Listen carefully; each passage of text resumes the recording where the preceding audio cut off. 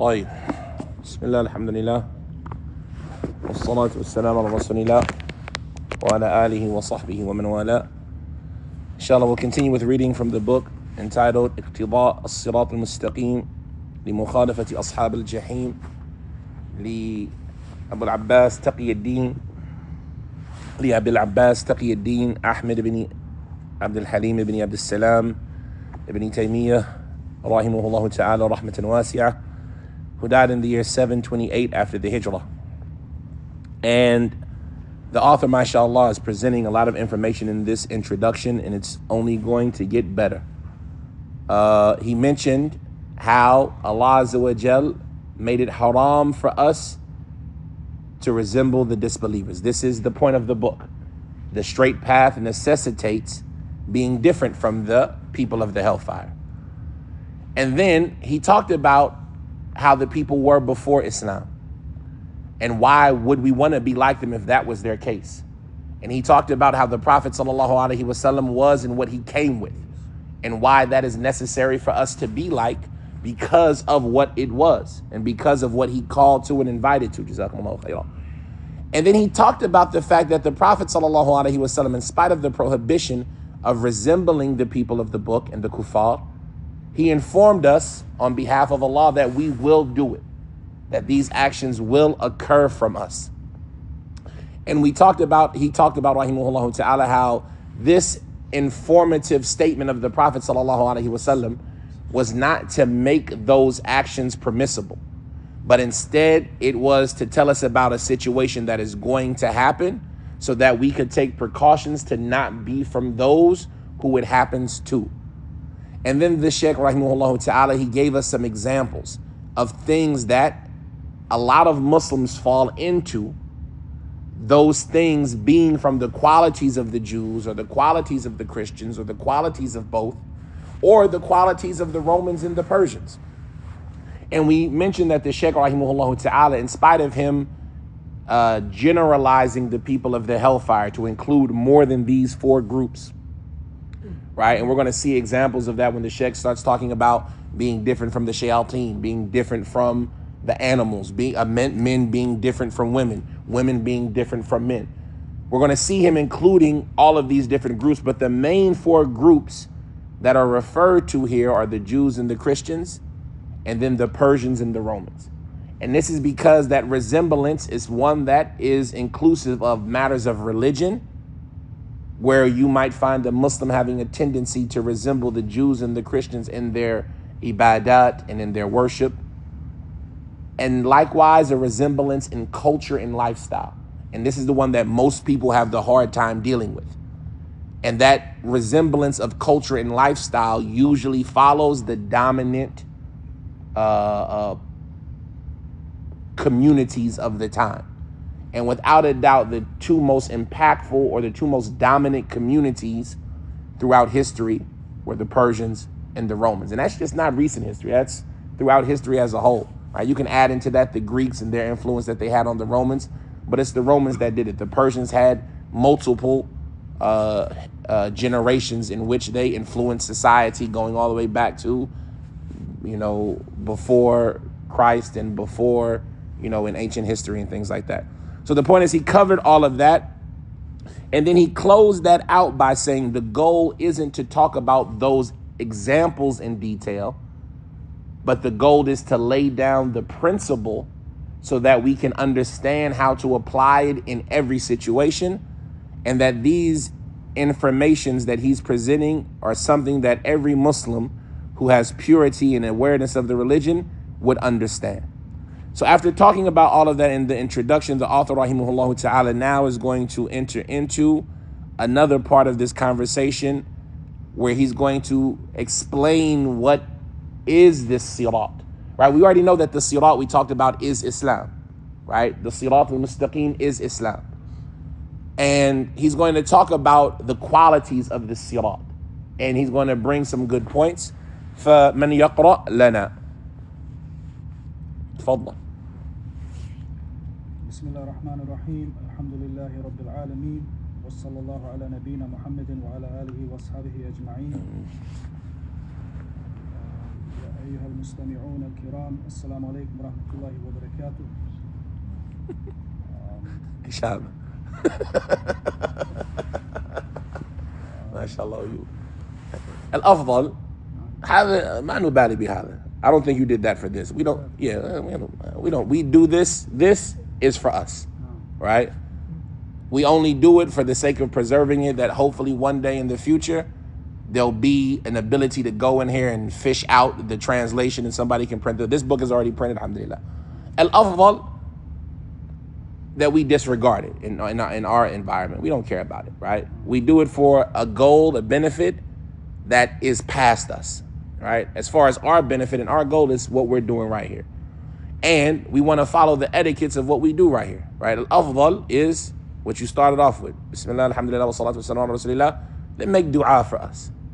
And then if you want to include those who might not be here, but who might benefit from it one day down the road, then make dua for them as well. Let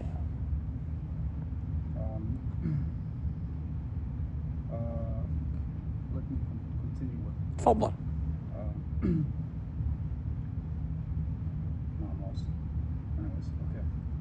قال المؤلف رحمه الله تعالى ثم إن الصراط المستقيم هو أمور إن الصراط المستقيم هو أمور باطنة في القلب من اعتقادات وإرادات وغير ذلك وأمور ظاهرة. طيب, I'm going harder on you because I know you want it. من غيري. Yeah, I'm sorry. It's the min is implied. من يعني من أمور. No, I'm sorry. ثم إن الصراط المستقيم هو أمور باطنة في القلب من إرادات من اعتقادات وإرادات يعني ومن غير ذلك. You could do it with a ضمة. هو أمور باطنة في القلب وغير ذلك. No. It'll be غيري. طيب, let's. You understand why, right? Because of the min. But specifically, because you could argue, this is a grammar conversation, so if it's not for you, don't worry about it. ثم إن الصراط المستقيم, we good? هو مبتدا أمور خبر, right? Then من اعتقاد صفة وإرادات مجرور على معطوف, right? It's مجرور because of عطف. And then وغير ذلك, it's also معطوف on اعتقادات. How do I know it's معطوف on اعتقادات and not on أمور باطنة? Well, that's what's making it معطوف. How do I know it's معطوف on وإرادات and not on أمور باطنة? What's the next words? وأمور ظاهرة. So that wow goes back to the first. You see what I'm saying? But this first wow goes back to the latter. You understand what I'm saying? So if you were reading, you would say هو أمور باطنة, and then there's a description. من اعتقادات وإرادات وغير ذلك. And the صراط المستقيم is also أمور ظاهرة. You see what I'm saying? And so knowing that recognizing that context is how you are able to recognize your grammar as you're going. You see what I'm saying? Is it غير or غيري? And that context is what gave it to me. Go ahead. وغير ذلك. وغير ذلك وأمور ظاهرة من أقوال أو أفعال قد تكون عبادات وقد تكون أيضا عادات في الطعام واللباس والنكاح والمسكن والاجتماع والافتراق والسفر والإقامة والركوب وغير ذلك. ممتاز. وهذه الأمور باطنة والظاهرة بينهما ارتباط ومناسبة، فإما يقوم بالقلب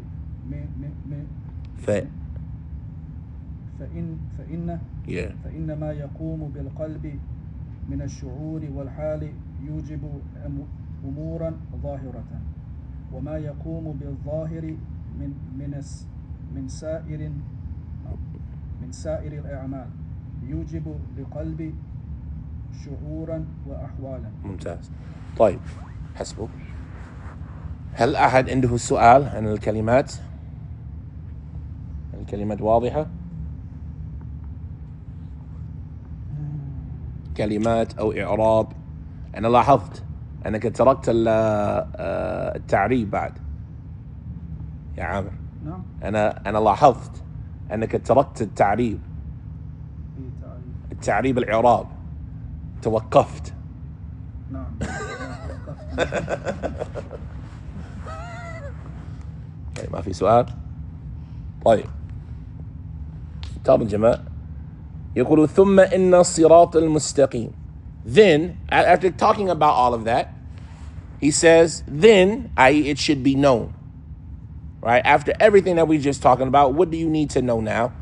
إن الصراط المستقيم هو أمور باطنة في القلب. The صراط المستقيم, it includes matters that are concealed in the heart. Right? We said صراط المستقيم, what is it? It's Islam. And Islam includes what? What's a synonym for Islam? That's the definition. What's a synonym? What's another word for Islam? Iman. There we go. When Islam comes by itself, what does it mean? Iman. And when Iman comes by itself, what does it mean? Islam. And when they come together, Islam is actions and Iman is belief. Right? But when either one of these words are mentioned individually, then they're synonyms for the other. They include, I shouldn't even say synonyms, they're inclusive of the other. So if the Sirat al-Mustaqim is Islam, and Islam is Iman, then what is Iman? Qawlun, or shall we say af'alun wa i'tiqadat. Right, they all know the tathlith, right? Qawlun wa amalun wa i'tiqad. There's a way to make it two as well. Beliefs and af'al. I'tiqadatin wa af'al. And these i'tiqadat and af'al, or some of them say aqwalun wa af'al, statements and actions. Statements of the heart and actions of the heart, statements of the tongue and actions of the tongue. Or should I say statements of the body and actions of the body, right? Statements with the tongue and actions with the body, just like the heart has statements and actions. So when you see different people breaking things down differently, don't think that it's a different reality. The same thing when we talk about Tawheed. How many categories of Tawheed are there? 3. Like some other times they break it down into 2. Right? Is that a different reality? Not necessarily. You see what I'm saying? It doesn't mean that every time they change the categorization, it's accepted. Like we talk about the people who add Tawheed al-Hakami, or they add these different types of Tawheed that are already included. But when we're using these terms, sometimes people define them and categorize them very detailed, and sometimes they categorize them generally. So Islam and Iman, or Islam or Iman, it can be qawlun wa amalun wa i'tiqad. It can be expressed in 3s, or they can be expressed in 2s, actions and statements.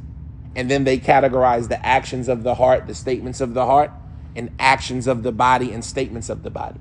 And that's what Shaykh al-Islam rahimahullah ta'ala is indicating here when he says that the straight path, which we've already expressed that it's Islam, the straight path is affairs that are concealed. They are inward in the heart. They're the statements of the heart, they're the actions of the heart. And how does he express that? Things that are in the heart from i'tiqadat, from belief, and things that are in the heart from desires. Belief is statements of the heart. Desires are actions of the heart. Things that you want to do. This is your heart's action, right? So your heart has statements, things that it believes. Inside of your heart, you believe in Tawheed. Inside of your heart, you believe in the Prophet ﷺ. Inside of your heart, you believe in the angels, right? And then you have actions of the heart, things that you do with your heart. You're fearful, you're hopeful, you love, you hate, These are actions of the heart, right? And so the Sirat al-Mustaqim, it consists of these things that are done inwardly in the heart from belief and from wants, desires, things that you intend, and other than that. It includes other actions as well of the heart. Just as the Sirat al-Mustaqim, it includes apparent actions. It includes actions that are done outwardly, like statements and actions. And these statements and actions, they could be worship, قد تكون عبادات, وقد تكون أيضا عادات. And they could also be things that are customs and culture, from what you eat, to how you dress, to who you marry, to where you live, to how you come together, to how you separate, to traveling and to being a resident, and to how you ride on your animal or in your mode of transportation, to other than that. And so the person who's paying attention, he realized that the Sheikh, in explaining the Sirat al-Mustaqim, what does it cover? In one word, what does it cover? Islam. Well, it is Islam. What does Islam cover? What does the Sirat al-Mustaqim include? What does it cover? Everything. Huh? Everything. Is there anything left? It got things that you do inward and things that you do outward. Is there any other place? It's things that you do inward, things that you do outward. That's all. And the things that you do inward, whether it be your beliefs or your desires, is there anything other that you do inward? And then the things that you do outward are your statements and your actions. Do you do anything else? You got statements and actions. And the statements and actions that you do, they could either be statements and actions that are worship, that you're trying to get closer to Allah with, right? That things that make Allah happy. Or they can be things that are non-worship, custom, right? Is there any other statements and actions that you have? And so like this, we understand that Islam is not a religion of just salah, just zakat. Islam is a religion of totality. Millata abikum Ibrahim, the complete way of life. It covers every aspect. And if Islam covers every aspect, then what is there no room for? Islam is the straight path. The straight path covers every aspect. There's no room for what? Other paths. For being like the people of the hellfire. So don't think that Islam is only a religion about how you pray and how you fast.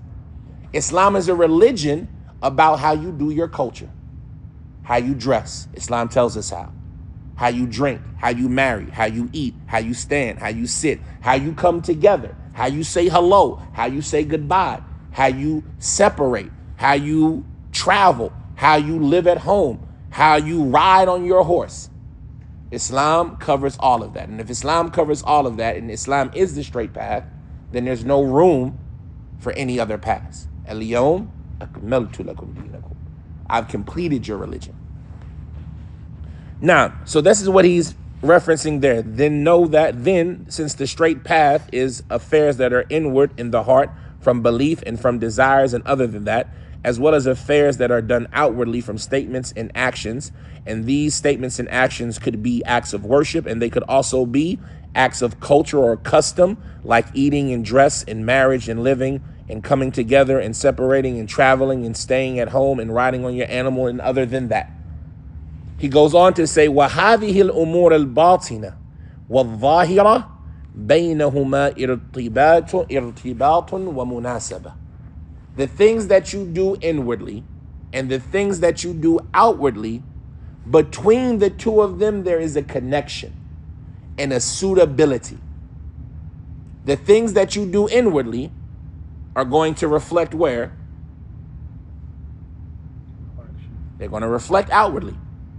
And the things that you do outwardly are a reflection of what? What's inside of you. So there is a connection between them and a munasaba, a suitability between them. You can't be inwardly wicked and outwardly righteous. Hatta al-munafiq, right?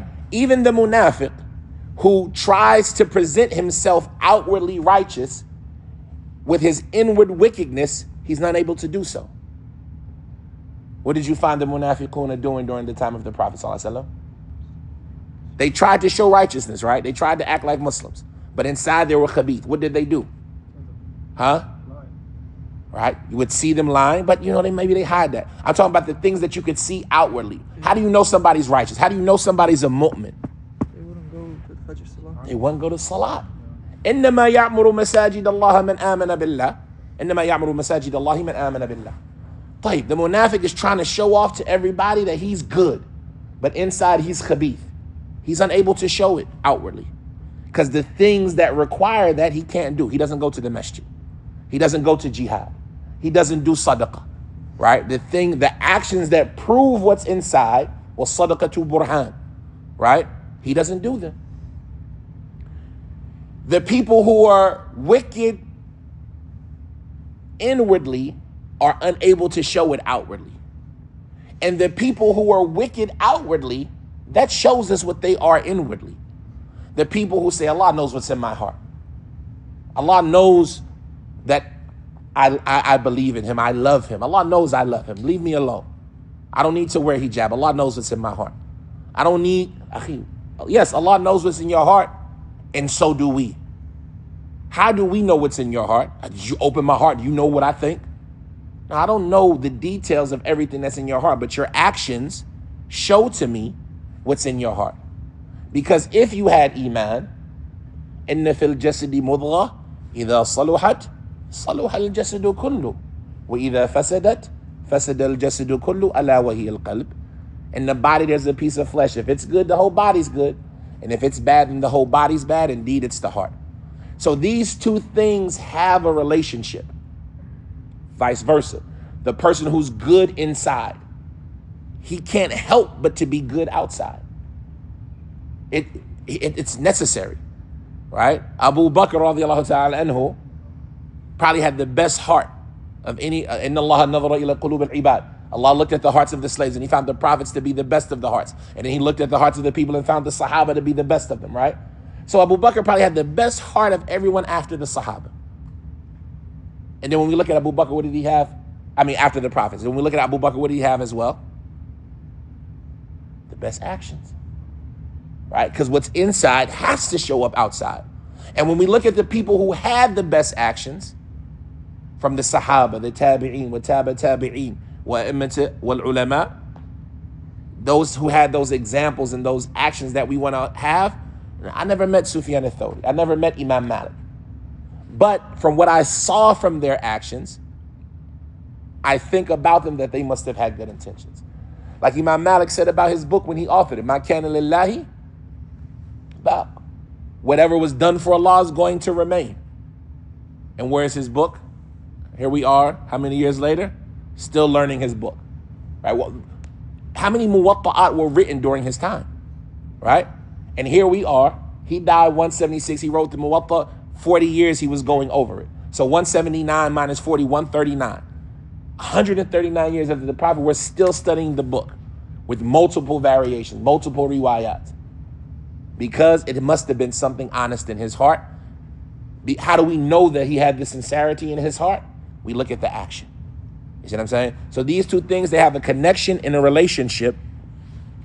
Ibn Taymiyyah rahimahullah ta'ala, he says, so whatever is established by the heart from shu'ur, from emotions or senses or feelings, whatever the heart feels and whatever circumstance it is in, then that will necessitate affairs outwardly in the individual.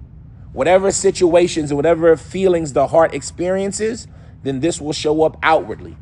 And whatever is done outwardly from the rest of the actions or from the various, here the word should be from the various. When you see the word sa'ir, sometimes the word sa'ir can mean the rest, right? You say, wasa'irun nas. In the masjid today, we have so-and-so and so-and-so and so-and-so, and wasa'irun nas ma ataw. And the rest of the people didn't come.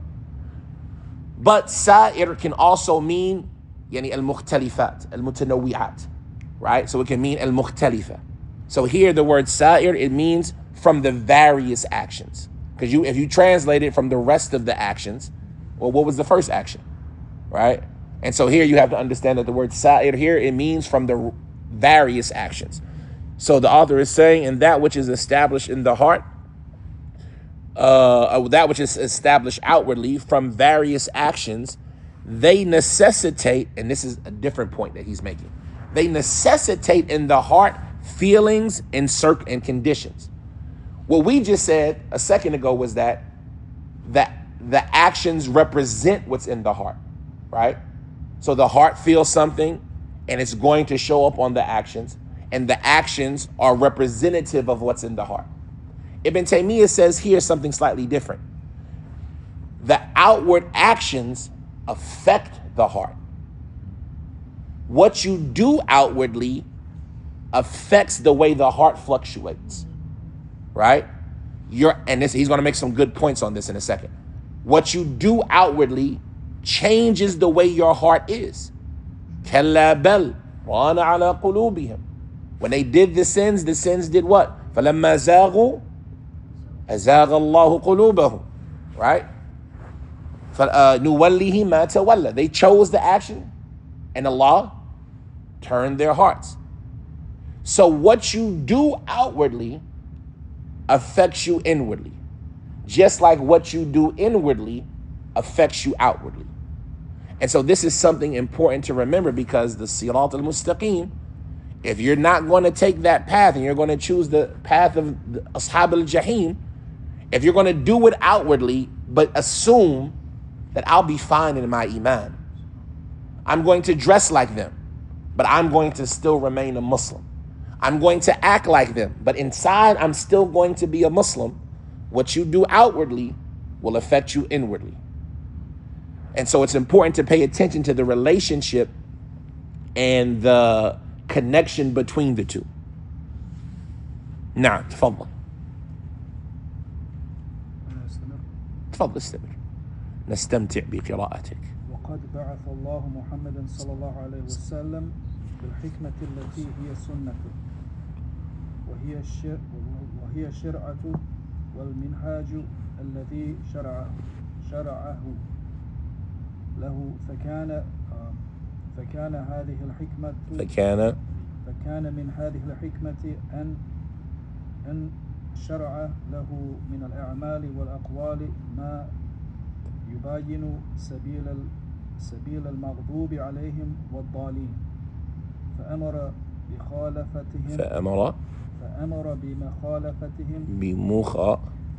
بمخالفتهم في الهدي الظاهر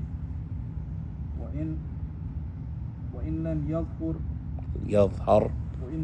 لم يظهر لكثير من الخلق في ذلك مفسدة لأمور. نعم. طيب, the Sheikh is setting you up.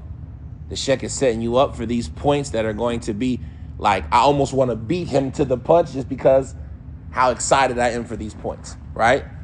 But we'll let him say it, right? The point of it is that he's setting you up to understand this relationship. And so he says, if we understand that what you do outwardly affects how you are inwardly, and how you are inwardly will affect and show up on how you are outwardly, he says, Allah ba'atha Muhammad. Allah dispatched Muhammad sallallahu alaihi wasallam bil hikmah allati hiya sunnatu, which was his sunnah. Phrases like this, don't let them miss you. Like, don't overlook this simple statement. When you see the statement, bil hikmah, huwa alladhi arsala rasulahu yu'allimuhu al-kitaba wal hikmah. This is tafsir, right? He's saying it in passing, but don't take it as just a statement that you overlook, right? Like this, the knowledge, yarsuq fi dhihnik. He could have gave you a whole lesson and 50 ayat on how the hikmah is the sunnah, but you already know. And so let that be the word and the tafsir that constantly floats around in your head. So he says, Allah sent Muhammad sallallahu alaihi wasallam with the hikmah that was his sunnah. What was his sunnah? What was that hikmah? وهي الشرعة والمنهاج. الشرعة أو الشريعة we talked about before, هو الطريق المورد إلى الماء. It's the path that leads to the water, linguistically, right? So that sharia is that path that leads to water, water being the what? What's water? Huh? Think about what's water. Life. Life.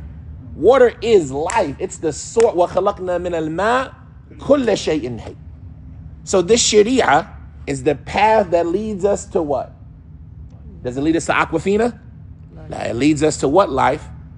الروح الحياة الروحي الحياة القلبي, the true life. So this sharia is that path that leads to life. It leads to that which is going to be your nourishment. It's going to lead, think like, I love when they come with this imagery, this verbal imagery, especially Allah. Like Allah uses the words that he uses, because this is an ayah, right? وَلِكُلٍّ جَعَلْنَا مِنْكُمْ شِرْعَةً وَمِنْهَاجًا. This wordage and this imagery that Allah is using, right? We're not Arab al-Aqha. We're not original Arab, who this is our language, to all of these words hit us hard like that. But when we learn the language, they start to hit us like that. Look at that imagery. We're in this life on a path and it leads. Think about all the things that water does. What's something that water does? Huh? Quenches you. It satisfies you. This sharia is going to lead us to what? That which satisfies us. You don't need anything else. Why do I need this? Sharia is going to lead me to where delicious. It's going to cool me off. It's going to quench my thirst. It's going to keep me healthy. Right? All of the benefits, this sharia that we can talk physically, this sharia is going to lead us to that spiritually. So this shir'ah and this minhaj. A minhaj is a path. It's a way as well, right? And so if you want, when you see these words together, you can say the sharia is the destination. It's the water that you reach to. And the minhaj is the path to it, when you see them together like this. And so the minhaj, when we talk about it in religion, the minhaj is the way. How do we implement the sharia? How do we implement the sharia? Our minhaj is what? Qala Allah, qala Rasul, ala fahm as-salaf.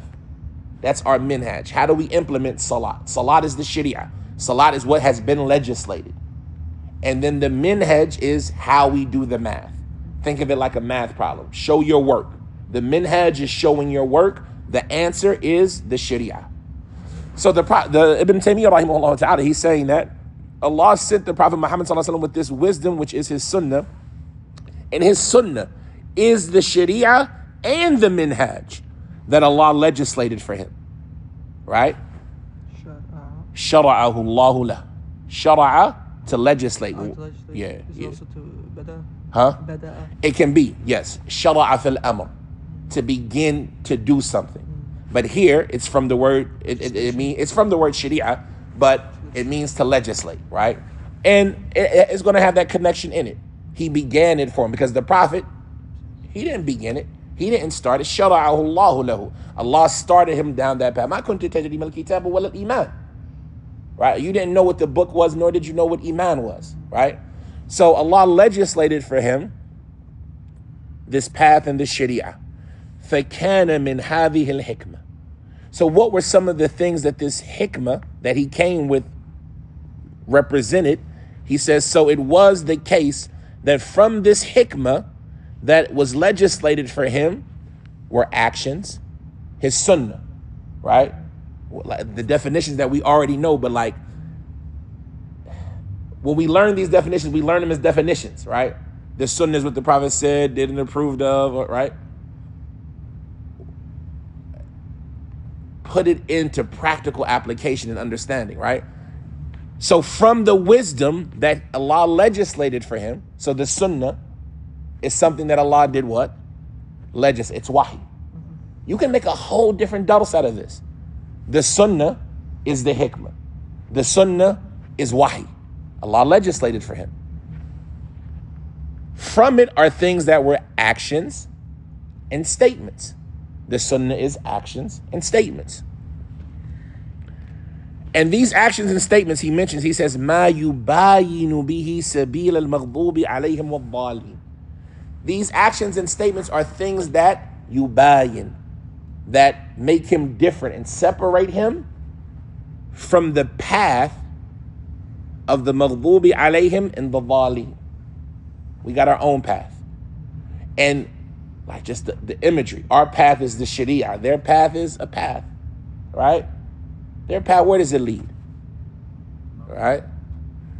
So what was legislated from the sunnah is that which opposes the path of those who have received Allah's anger and those who have went astray. The straight path forces you to be different. The straight path forces you to be different. He says, so he was commanded for umira. Here, the better thing, it could be for amara, the Prophet commanded, or Allah commanded, or it can be for umira, the Prophet was commanded, right? For umira bi mukhalafatihim, so he was commanded, if we're saying that the Prophet was commanded. Or you can say he commanded others, but here I would say umira. He was commanded to be different than them fil hadi al-zahir. The Prophet ﷺ was commanded, because the straight path forces you, right? Or you can say he commanded because the straight path forces you. Either way, it's the same thing. It forces you to be different. So he was commanded to be different from them in their hadi al-zahir. Al-hadi, we talked about it before, it's the outward manifestation of how you are, right? You have huda, it's your guidance, what you believe, what you're upon, especially inwardly. Al-hadi is that which you show to the people, right? Like, we know we have to be different than them in what we believe. That's obvious. They're upon kufr, we're upon tawheed. They're upon bid'ah, we're upon sunnah. But not only that, the Prophet was commanded to be different than them, fi al-hadi al-zahir, in that outward way that he shows himself, the way he presents himself, the way he displays himself. He was commanded to be different than them in that regard. What do you hear all the time? When you tell a person to be different, what is some of the things that you hear? Don't judge me. Huh? Don't judge me. What else? Well, if you tell... You're extreme. You're extreme. If you tell your family, your friends, somebody from the Muslims, Akhi, don't stop. You're acting like a kafir. You can't do this. You take that off change. Why don't you? You see what I'm saying? Oh, you're extreme. You're extreme. Don't judge me. It's none of your business. Huh? None of your business. It doesn't matter. You think Allah cares the way I dress? You think Allah, above the skies, is worried about if I have on a t-shirt or not? These are things that kuffar say. These are things that you find Muslims saying now. You think Allah cares if my hijab, it's just a little bit of neck, right? If it's just a little bit of my neck is showing out, you think Allah cares? Akhi, Allah knows what's in my heart. Allah knows that I love him. You think Allah cares if my arms show out when I raise my hand to answer a question? You think Allah cares about that? Akhi, you're extreme. Don't judge me. Allah knows what's here. It's none of your business. Allah knows how I feel. The Sheikh is saying that he was commanded to be different from them in the way that they show themselves, even if it wasn't apparent to a large amount of the creation what the problem with that was. He was commanded to be different. Don't ask why. And he was commanded to be different even if you don't understand what was wrong with being the same. You might look at it and say, Akhi, it's not a big deal. Akhi, what's wrong with me wearing these shoes? Right? Akhi, it's just a pair of shoes. Stop. Come on now. It's just a pair of shoes. What's wrong with me drinking out of this cup? It's just a cup. Stop being extra. He was commanded to be different even if it wasn't clear to a lot of the creation what the harm in that was. And this command to be different was for a multitude of reasons. There's a harm in it. Being like them is dangerous. even if you don't know how dangerous it is. Most people don't know how dangerous it is.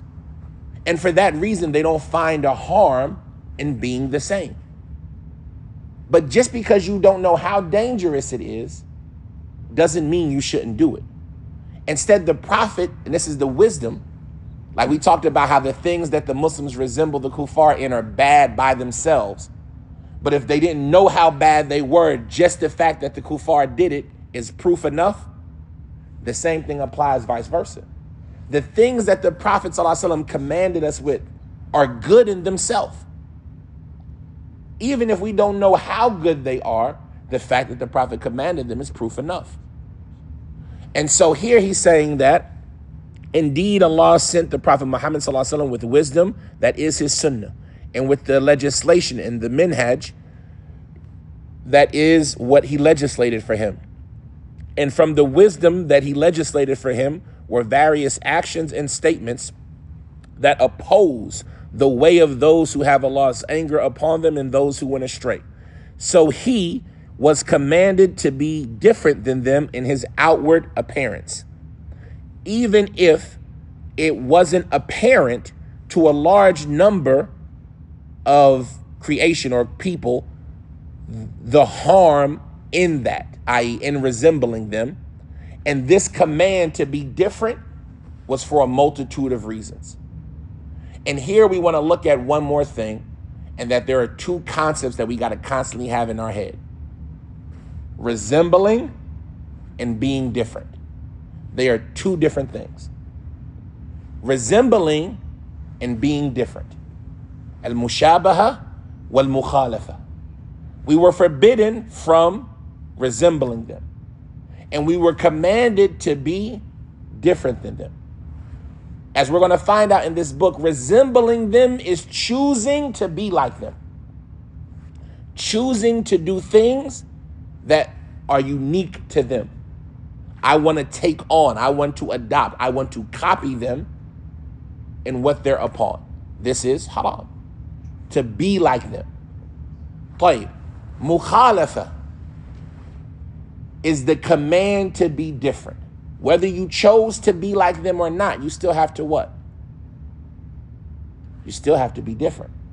If I do something that they're doing, even if I didn't know that they were doing it, and then I find out that they were doing it, I need to do what? I need to be different. Even if they weren't doing it first. Let's say we were doing it first, and then they started doing it. I need to be different. Wearing black, anything wrong with that? You got on a black shirt right now, mashallah. Right? Nothing wrong with it. But if it was the 10th of Muharram, I tell you to change clothes. Why? Because the Shia on the 10th of Muharram, they do it all the time, but they're the ones in the black thobes, hitting themselves and wailing, right? And when I see you on the 10th of Muharram, I'm going to think, what? If you got on all black, I'm going to say, look at this guy here, the Shia. Like, is anything wrong with wearing black? No. They weren't doing that first, but now that they're doing it, I need to stop. Visiting the Prophet's grave. Who was doing that first? No, visiting the Prophet's grave? When you're in the masjid and you say, Salam alaikum ya Rasulullah, Salam alaikum Abu Bakr. Who did that? The Sahaba, Ibn Umar.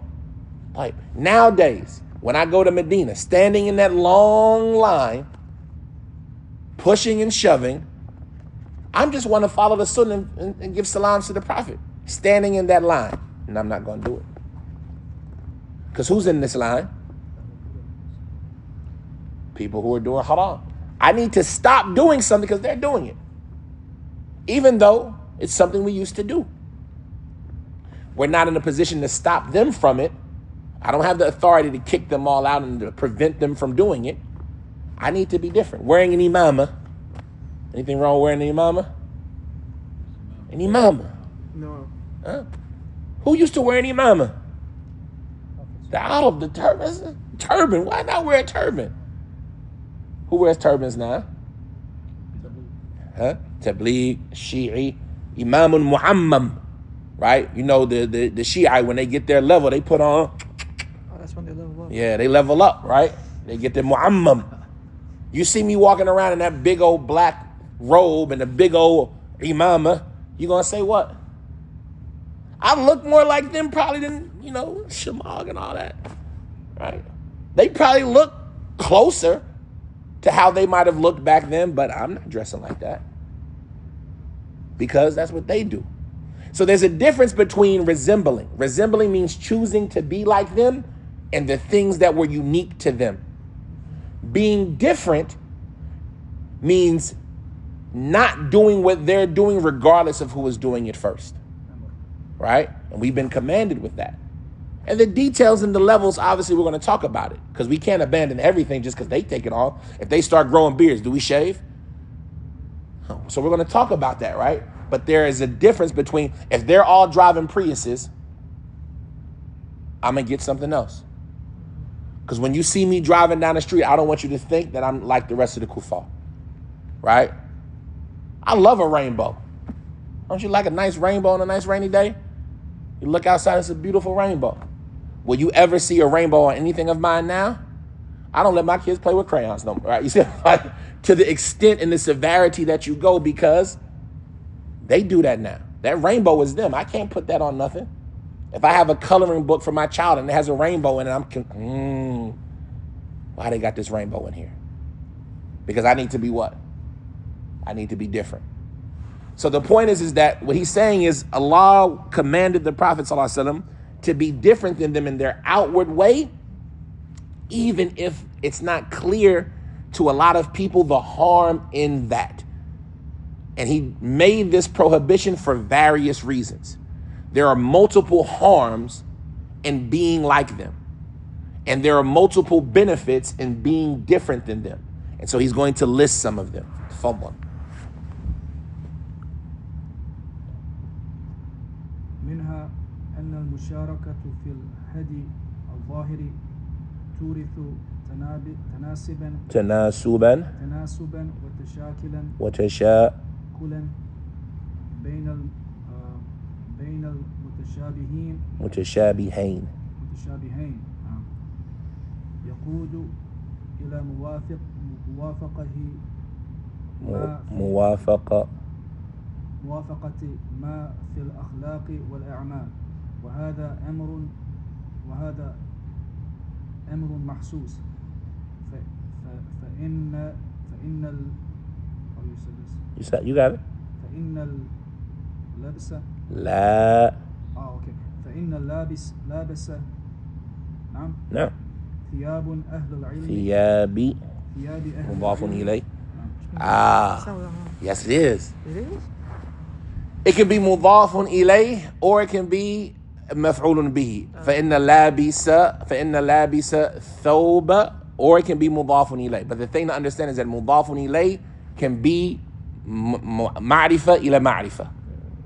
مضاف إليه, a مضاف, we always learned that the foundation is, the first word is no alif and lam, and the second word is ma'rifa, alif and lam, and the second word has a kasra. You can have a mudaf, the first word can have an alif and lam if the idafa is, how can I word this? Like, not real. I don't know how to explain it. We have to go over that separately, right? But like, وأهل هذا الشأن قسموا السنن إلى الصحيح والضعيف وحسن فالأول المتصل الإسناد فالأول المتصل الإسناد, right? المتصل الإسناد, that's مضاف إليه, right? It has a connected chain. Here you say فإن اللابس ثياب, yeah, that's مفعول به. فإن اللابس ثياب أهل العلم. Yeah, I would say ثياب. So all of that was for nothing because it's مفعول به. فإن اللابس ثياب أهل العلم يجد من نفسه نوع انضمام إليهم واللابس لثياب الجندي مقاتلة المقاتلة. مثلا يجد من نفسه نوع No. I'm sorry. Yeah, no. I'm sorry. Go ahead. من نفسه نوع تخلق باختلاف بأخلاقهم ويصير طبعه متقاضيا لذلك إلا أن يمنعه مانع. نعم ممتاز. No questions?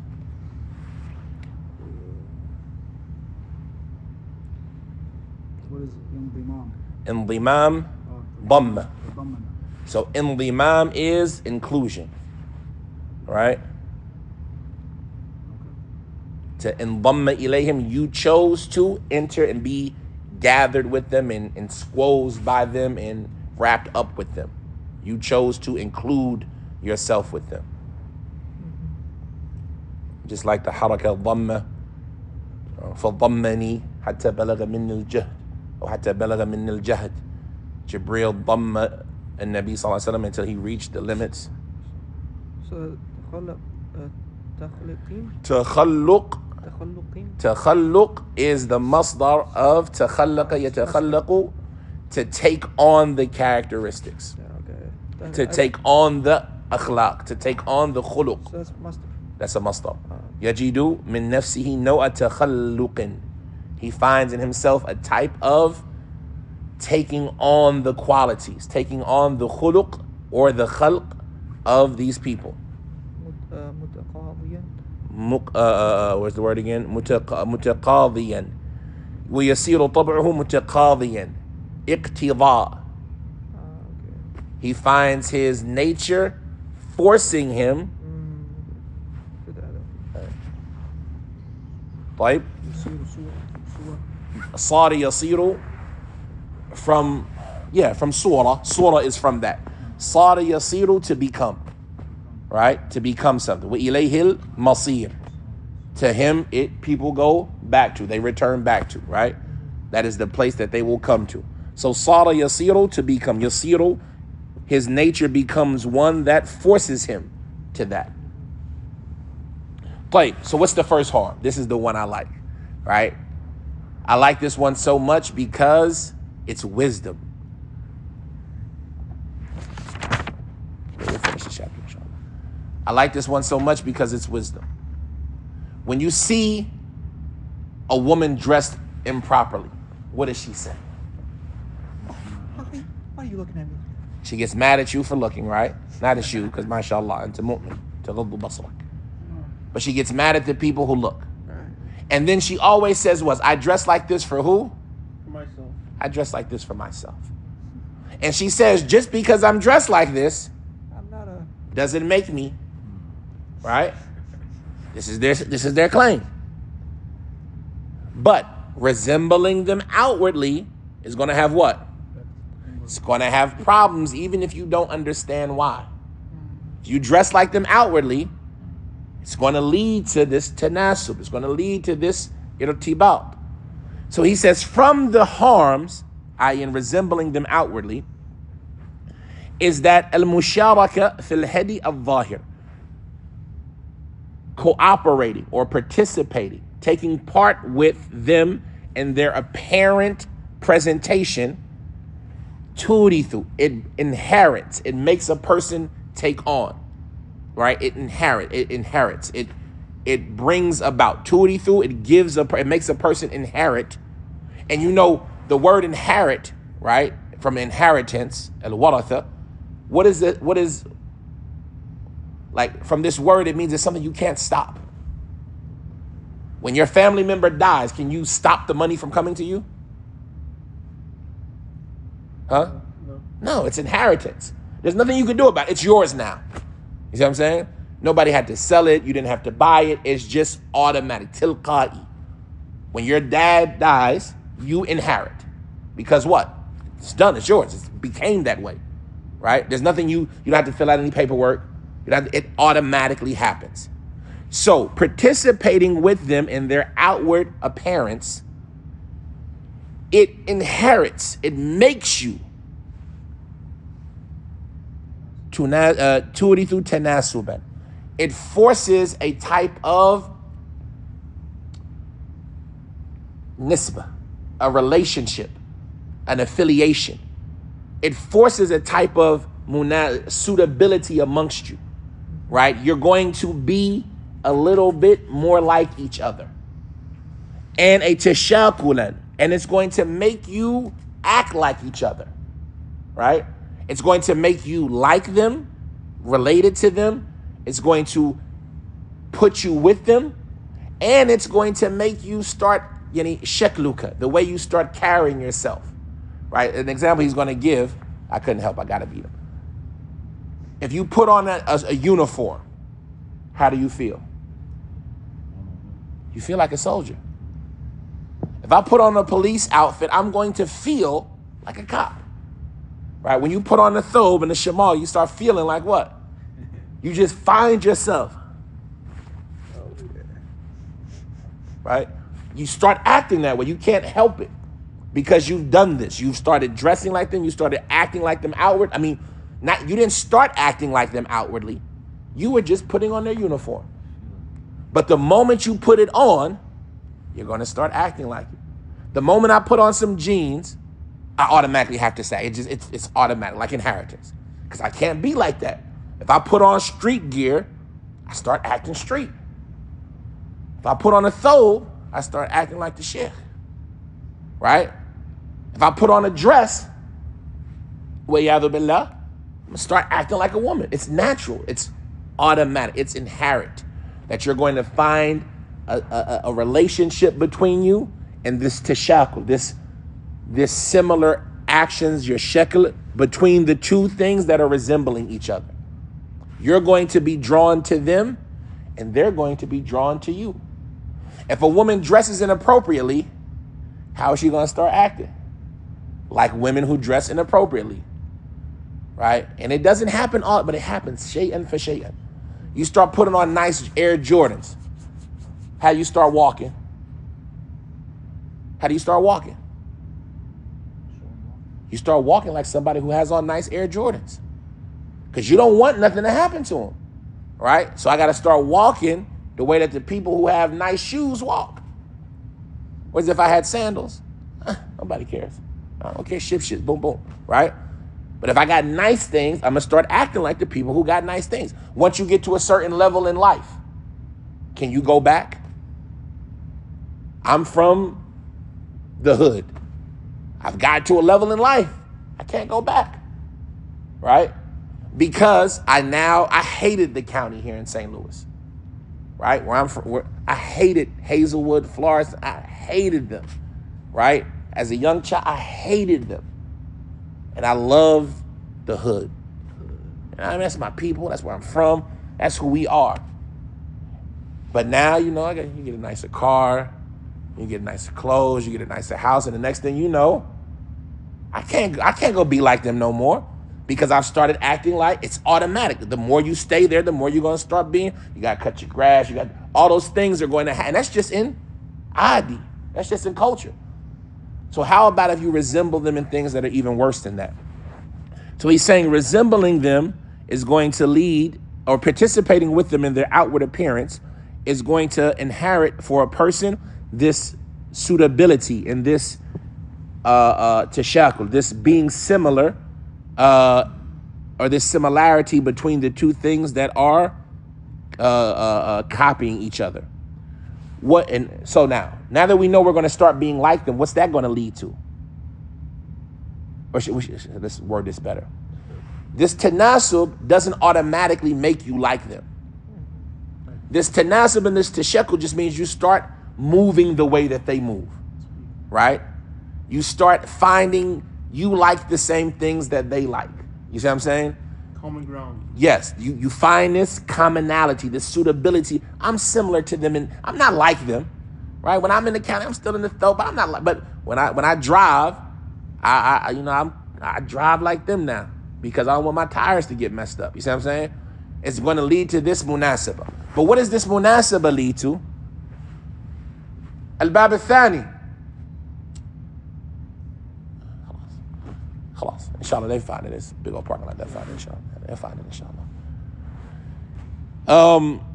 This tanasub and this tashakul, this commonality and this moving the way that they move, يقود إلى موافقة في الأخلاق والأعمال. It leads a person to agreeing with them in their character and in their actions. You're going to start taking on their characteristics. Wallahi, you don't got to go further than just look at your homeowner. What they call them things? No, what they call them things when you got your house? A homeowners association. Just look at your homeowners association. HOA. In certain neighborhoods, they make all the houses do what? Look the same. And you find that all of the people in the neighborhood start acting what? They start acting the same. And you start feeling the same way about everything that they feel about it. I don't want the kids running up and down the street. I don't want nobody in my neighborhood. Where are you from? Where you going? You working out your window. Who is that coming down the block? Right? I hate when people come in my driveway and turn around. You start taking on those same character, and that's just in dunya, right? Because you adopted something from them, you start acting like them. You start their values, their morals, their systems, their lifestyles. You take on some of it, right? You can't help it. You cannot help yurithu. You can't stop it from happening. Tfadal. I just want to say the hadith of the Prophet, من عاشر قوما أي نعم. يوما هم من أي نعم. So if you focus on the hadith and say, amongst people 40 days you become like them. So he's going to mention them. He's going to mention those narrations here. But that's the point. It's like it's something that you can't help. And this is why you find the scholars talking about the necessity of hijrah. For those who are able to make hijrah, and hijrah is an option for them, hijrah becomes what? Necessary. Because that's the only way you can limit the amount of haram. Because it's going to happen here. It has to happen, right? It's going to happen. Now, to what level it happens, to how blameworthy you are when it happens, right? Those are different things. You might be excused. It might happen and there's nothing you can do about it. It might happen and Allah forgave you and it's not even that bad, but it's going to happen. And so he's saying it's going to lead to you to have an agreement with them in their akhlaq and their character, their morals, their ideals, right? You're going to agree with them to some extent. And you're going to act like them. وَهَذَا أَمْرٌ مَحْسُوس. That's the point. And this is something that everybody recognizes. It's mahsus. You know it just the way you feel that this water is cold. You can't deny it. It's mahsus. Everybody agrees to this. You don't find anybody saying that if I'm around a group of people all the time, I'm going to start acting like them. Ain't that right, bro? Bruv, right? Once you start hanging around, you can't help but be like, what's up, bruv? Right? I can't help it. I got to do it. Right? It's catchy. I'm going to take it on to some extent. Wagwan. I can't help it when I'm around them. It makes me talk like them. When I go into the South, I start talking like I'm from the South. When I go to New York, I start talking like it's mahsus. So don't argue with us in this point. Don't be somebody who's arrogant and say, no, it's not. Yes, it is. And this point is not to say that everything that you do is haram. This point is not to say that everything that you resembled in them, you're a kafir, munafiq, sahibul jahim. This is just to show us that, first of all, if the more you act like them, the more this is going to happen. And you can't deny that. And so if you can't deny that, why are we arguing about the necessity to be different than them? He's saying this is an affair that is mahsus. And then he sets an example. So the individual who wears the clothing of the people of knowledge, he finds in himself a type of inclusion amongst them. Right? The more you wear the thobe and the shamal, you feel like I'm one of them. One of our mashayikh, who was it, Sheikh Falah or Sheikh Salim? I believe it's Sheikh Falah, rahimahullah. He said, when we came home from Medina and we would grab, our hands in the salah, your hand always ends up in the sleeve, right? And so the people who would watch us, they always thought putting your hand in the sleeve is what you're supposed to do. You got to put your hand in your sleeve when you're making ruk or when you're standing, right? Because the more you watch them, you're going to want to be like them. And you're going to feel like I'm one of them. The way that they talk, his meshi, the way he walked. Cool, right? If you ever know Sheikh Falah, right? You ever hear him talk? Cool, the way he says, cool, you got to say it like him. Because I want to be like him, right? When we were young, we would all play scholar, we all talk like Ben Bad. Alhamdulillah, alhamdulillah. Wallah, hada dos. Because you want to be like him. You find a note, I feel like him when I'm acting like him. And so, which group do you want to feel more like? If we know it's got to happen, then just choose the group that's better. And don't say, no. It's not the case. It's okay for me. No, let all the halal haram of it go. Just ask yourself a question. You cannot deny that whatever group you act like, you're going to be more like. So what group do you want to be more like? And if you still want to dress like a hooker, then you've answered your question. And what's inside shows up on what's outside. If you want to be like Aisha, dress like Aisha. Khali, wajib, haram, mustahab, makruh, leave all that to the side. But if you want to be like Fatima, do what? Act like Fatima. And you can't say, I want to be like Fatima, but you're acting like Shakira. You see what I'm saying? You can't do both things. You got to choose one. Leave off the argument, is it halal, is it haram? Just be honest with yourself, because this affair is mahsus. It's something you can't deny. So the one who wears the thobe of the people of knowledge, he's going to find in himself a type of inclusion amongst them. Just as the one who wears the uniform of a soldier, who wears the clothing of a soldier who fights, he's going to find in himself a type of taking on their quality. This affair is something that is mahsus. Have you ever asked yourself why all FBI agents have the same look? Or police, or soldiers. Why do they all have the same look? Buzz cut, low haircut, clean cut, straight. Why do they make you shave your beard? Why do they make you act like this? Because once you take on that look, you start acting like the way that they act, right? And it's necessary. It is necessary that it's going to happen. He says, وَيَسِيرُ طَبْعُهُ مُتَقَاضِيًا. And his nature forces him to that. Your human nature, your tab'a, the way you are as a person, and we should know that the word insan, it comes from ins, from anasa, to sense of familiarity. The more you're with something, you become familiar with it, the more you become like it. That's our name, right? That's what we're called as a species, insan, because there's this al-uns, this familiarity that we have around each other. That's why the Prophet ﷺ, he said, al-mar'u ala din khalilihi, falyanzur ahadukum man yukhalil. The individual is on the religion of his best friend. So look, one of you needs to look at who he's befriending. So he says your nature forces you to this unless there's something else that prevents it. Sometimes you might be around a bunch of kuffar and not act like a kafir because there's something there to prevent it, like a strong iman. That's why when the scholars talk about the obligation of making hijrah, they say unless you're doing what? Giving dawah, right? But you have to have the qualities, and vice versa. I remember our Sheikh Falah, rahimahullah, when he came here to the States, and the people asked him the question about sending the children to public school. Is that permissible or not? Right? And what do you think the answer is? No. Necessity? If there's no option. There's no option. There's always an option. It's homeschool. You do it. All right? But, okay. The Sheikh Hafidh Rahimahullah, he answered completely different than I expected. He said, who has the best school system that you can think of? What curriculum is the best that you can think of?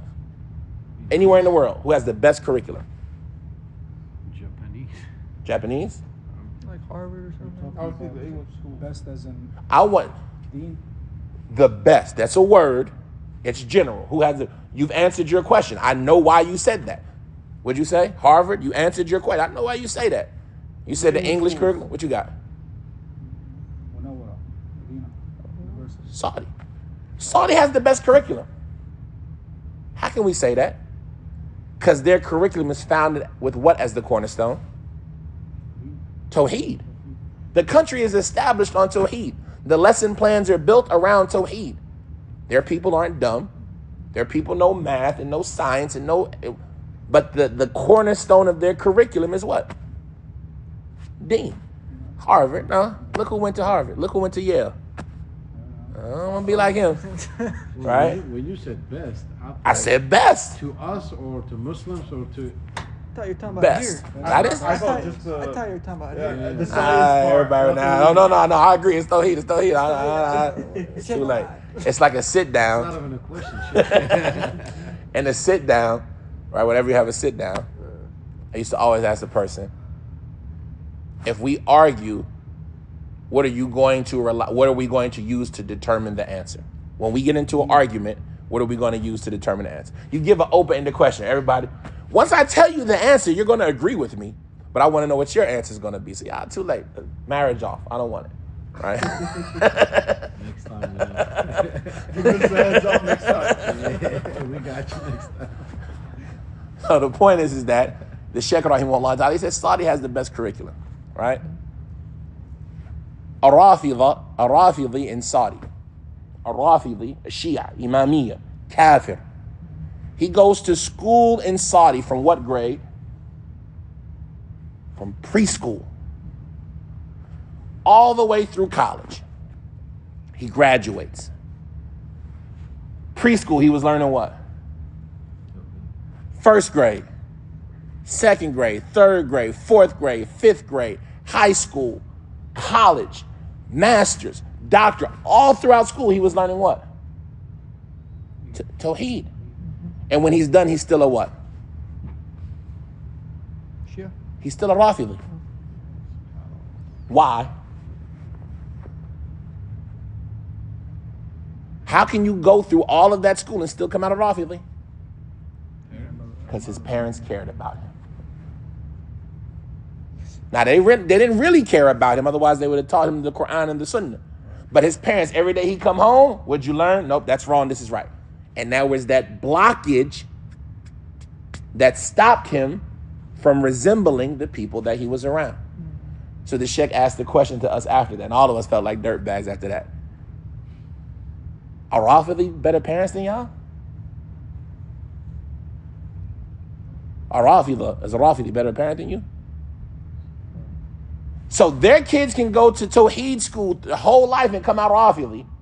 Your kids can't go to school for 1 week and one grade and come out Salafi because you don't put the effort into it, right? So the point of it is that if there's something that's blocking it, yeah, it might not lead to that resemblance, and that blockage could be something that's stopping a good person from becoming bad, or it can be something that's stopping a bad person from becoming good, right? Allah says about what did He do to their hearts? وَعَلَى قُلُوبِهِمْ غِشَاوَةٌ. How is a munafiq in the city of the Prophet ﷺ, with the Prophet, rubbing, maybe even praying in the same salat as the Prophet? And we know salat tanha and al-fahsha'i wal-munkar. Sahaba, everywhere you go, you can't help but to be righteous. And he still comes out munafiq because there was something there that stopped it. So even though this is the case and it's something that none of us can deny, the Sheikh here is presenting the fact that unless there's something there that stops it from happening. We'll stop at this one. Let's read this paragraph again. He says, from the harms, is that participating with them in their outward appearance, it forces or it inherits a type of commonality and a type of similar action between the two comparable things that leads to an agreement in character and in action. And this is something that is well observed.